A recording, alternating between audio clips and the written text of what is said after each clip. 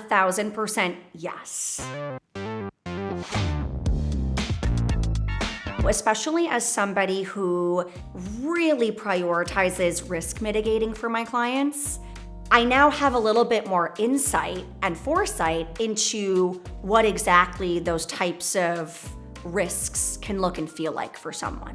I feel so blessed that I have the privilege of being a homeowner in New York City for a million reasons, but I think from a professional capacity, it's really given me that first line insight, that insider's kind of view into what it is to be a homeowner. And previously, as a real estate agent, when I was renting, I kind of knew generally, right? I could still guide on these points, right? But now I have stories to share, and they're my own personal stories. And I think those are the stories that you can share with a client that builds that bond even greater and allows people to make even more specific decisions that feel good. And also brings me comfort that I really know what I'm talking about because I have that experience for myself and not just through the lens of friends, family, and other clients that have owned. I feel for my people when they're going through a crazy, challenging renovation that ended up uncovering complications that weren't expected. It's one of those things where I've always known that that is the case for most people going through reno, but I feel it. It's like a visceral reaction that's within me now that I can align myself with other clients too. So that's been good. And also I think beyond the renovation experience, I think there's so many facets that are unique to being a homeowner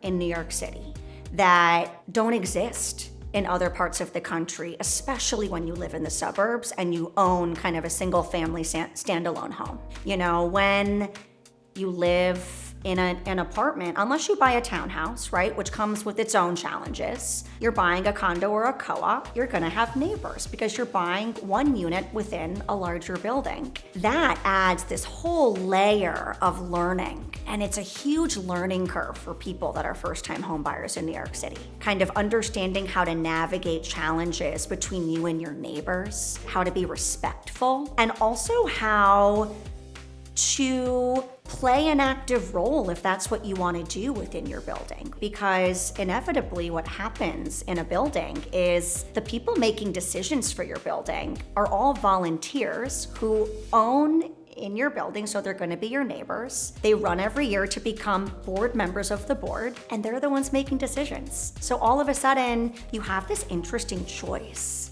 of how involved do I want to be? I think it's so cool to be able to kind of buy in a building and become a board member where you're now on this committee that's making massive decisions. There's board meetings that you can attend, and I always recommend that people do. And now I don't just tell people to attend, I can give them a little bit of insight into what that meeting is going to look and feel like and why it's so important. So I really do think too, being a homeowner has allowed me to be more of a context builder for people and to not just provide recommendations on how to be a good homeowner, but also build in the why. And I think that really helps to drive little points home.